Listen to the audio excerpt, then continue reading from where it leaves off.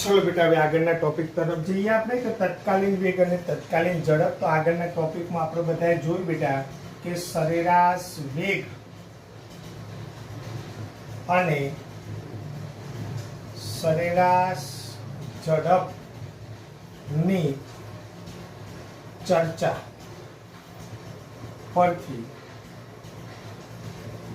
કોઈ પણ સમયગાળામાં શું બેટા આપણે જે ચર્ચા કરી આગળ સરેરાશ વેગ વિશે અને સરેરાશ ઝડપ વિશે, એને આધારે આપણે કહી શકીએ કે કોઈ પણ સમયગાળામાં મળતો વેગ ફક્ત એટલી જ માહિતી આપે છે. શું બેટા આપણે કેટલી માહિતી આપે છે? એટલી જ માહિતી આપે છે કે તે સમયગાળામાં એટલી જ માહિતી આપે છે કે તે સમયગાળામાં પદાર્થે કેટલી ઝડપથી ગતિ કરી. શું કહેવા માંગુ છું સમજો. માની લો કે આપણી મોટર કાર પોતાના માર્ગમાં શું કરે છે? ગતિ કરે છે. ફોર એક્ઝામ્પલ તરીકે ગ્રાફ દ્વારા સમજવાનો આપણે પ્રયત્ન કરીએ કે ભાઈ ચલો આપણે આ કાર્તેશિયન નિયામક પદ્ધતિ મૂકી છે, એની એક્સ અક્ષ છે અને વાય અક્ષ છે, અક્ષોનું આપણો સંગમ બિંદુ છે, ઉગમ બિંદુ ઓ. એક્સ અક્ષ ઉપર આપણે સમય લઈએ અને વાય અક્ષ ઉપર મોટર કારે કાપેલું શું બેટા અંતર લઈએ આપણે. તો માની લો કે મોટર કાર છે પોતાના માર્ગમાં t1 સમયે માની લો કે x1 સ્થાને છે, શરૂઆતનો t બરાબર 0 સમય x બરાબર 0 સ્થાન છે. અહીંયા ઉગમ બિંદુથી આપણી મોટર કાર ગતિની શરૂઆત કરે છે પોતાના માર્ગમાં, t1 સમયે x1 સ્થાને પહોંચે છે અને કોઈ t2 સમયે માની લો કે x2 સ્થાને પહોંચે છે, કોઈ t3 સમયે માની લો કે x3 સ્થાને પહોંચે છે. તો સમય બદલાતો જશે એમ મોટર કારનું સ્થાન પણ શું થાય છે? બદલાય છે.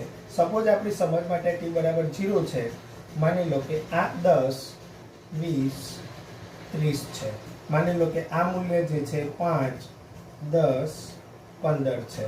એટલે કે મારો કહેવાનો અર્થ શું છે કે t બરાબર 0 થી t બરાબર 10 મિનિટ માટે વાત કરીએ તો 0 થી 10 મિનિટ વચ્ચે 1 2 3 4 5 6 7 8 અને 9 અને 10, તો બીજી 10 મિનિટો છે એમાં t બરાબર 1 મિનિટે એની ઝડપ કેટલી, t બરાબર 2 મિનિટે કેટલી, એની કોઈ માહિતી આપણને મળશે નહીં.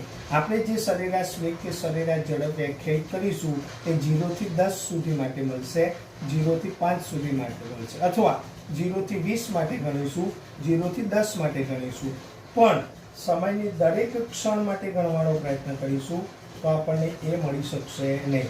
ચલો આમાં સામે આપણે લંબ દોરી દઈએ તો આ પ્રમાણે વ્યાખ્યાયિત થશે માર્ગ. આપણે મોટર કાર જે છે એ આ માર્ગે ગતિ કરી રહી છે, તો બધા માર્ગને જોડતો આપણો માર્ગ મળી જાય આપણને આ પ્રમાણે. તો મોટર કાર આપણે આ સુરેખ માર્ગ પર ગતિ કરી રહી છે ત્યારે t1 સમયનું સ્થાન x1 છે, t2 સમયનું સ્થાન x2 છે, t3 સમય સ્થાન x3 છે. તો જુદા જુદા સમય મોટર કારનું સ્થાન શું થાય છે? બદલાતું જાય છે. પણ આમાં 0 થી 10 મિનિટનો સમયગાળો લઈશું તો 0 થી 5 કિલોમીટરનું ડિસ્ટન્સ મળશે આપણને, 0 થી 20 મિનિટ લઈશું તો 0 થી 10 મળશે. પણ t બરાબર 1 સેકન્ડે, t બરાબર 2 સેકન્ડે, t બરાબર 3 સેકન્ડે એની ઝડપ કેટલી એ આપણે જાણી શકતા નથી. માટે આપણે ઉલ્લેખ કર્યો કે તે સમયગાળામાં પદાર્થ કેટલી ઝડપથી ગતિ કરી એટલી જ માહિતી મળે છે કે તે સમયગાળામાં પદાર્થ કેટલી ઝડપથી ગતિ કરી. પરંતુ સમયની જુદી જુદી ક્ષણે પદાર્થની ઝડપ કેટલી તે જાણી શકાય નહીં. સમજી ગયા મારી વાતને? માટે સમયની દરેક ક્ષણે પદાર્થની ઝડપ જાણવા માટે આપણે જે સરેરાશ વેગ લઈએ છીએ અથવા સરેરાશ ઝડપ લો, સરેરાશ વેગ ના સૂત્રમાં છેદમાં રહેલ ભૌતિક રાશિ કોણ છે બેટા? સમય ને ખૂબ જ નાનો લેતા જવું પડે.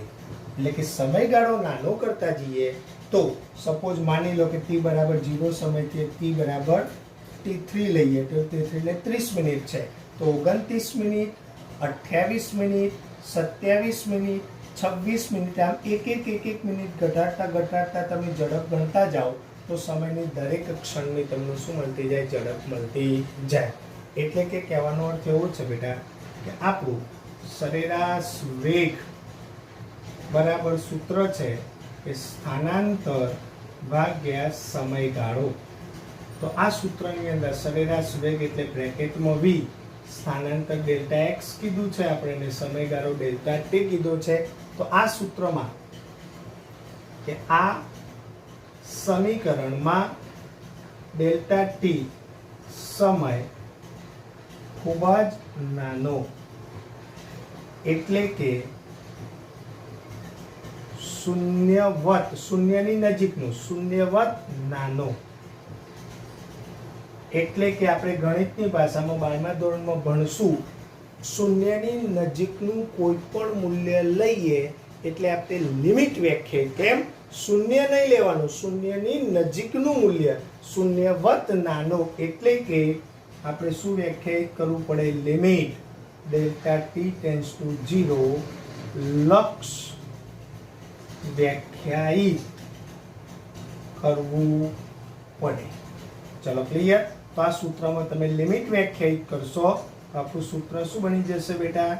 Limit delta t tends to 0 delta x upon delta t.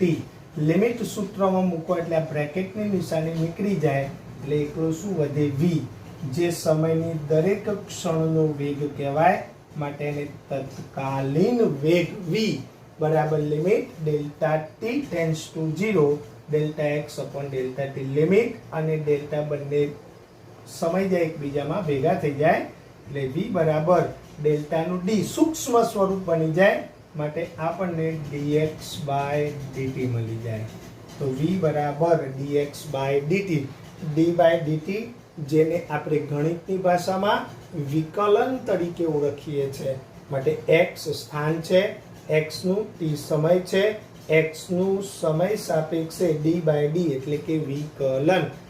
અંતરનું સમય સાપેક્ષે વિકલન કરીએ એટલે આપણને વેગ મળે, જેને તત્કાલીન વેગ તરીકે ઓળખવામાં આવે છે. માટે સમયની દરેક ક્ષણનો વિચાર કરતા હોય તો કોઈ પણ ક્ષણે આપણે તત્કાલીન વેગ ગણીએ કે તત્કાલીન ઝડપ ગણીએ, બંનેના મૂલ્ય કેવા હોય બેટા? સમાન હોય છે. માટે ઉલ્લેખ કરું છું કે કોઈ પણ ક્ષણે તત્કાલીન વેગ અને તત્કાલીન ઝડપના મૂલ્ય સમાન હોય છે. આમ તો આપણે ઘણા બધા ઉદાહરણ આપીને આપણે સમજી શકીએ છીએ, બહુ ડિટેલમાં જવું હોય તો પણ જઈ શકાય, પણ સરળતાથી આપણે ટોપિક પ્રમાણે 2 માર્ક્સને થિયરી પ્રમાણે આપણે આ રીતે એને વ્યાખ્યાયિત કરીએ છીએ. ઇઝીલી સરેરાશ ઝડપ અને સરેરાશ વેગ પરથી આપણે તત્કાલીન વેગ વ્યાખ્યાયિત કરીએ છીએ. કોઈ પણ દાખલો ગણવાનો થાય ત્યારે આપણે તત્કાલીન વેગ શોધવાનો તો v બરાબર dx બાય dt સૂત્રનો ઉપયોગ કરીશું. સરેરાશ વેગ શોધવાનું કે તો બ્રેકેટમાં v બરાબર delta x upon delta t સૂત્રનો આપણે ઉપયોગ કરીશું. તો આ સાથે તત્કાલીન વેગ અને તત્કાલીન ઝડપ આપણે વ્યાખ્યાયિત કરીએ છીએ. તો આપણો તત્કાલીન વેગ અને ઝડપનો ટોપિક અહીંયા શું થાય છે બેટા? પૂરો થાય છે. જોઈ લઈશું જરા આપણે ધ્યાનથી.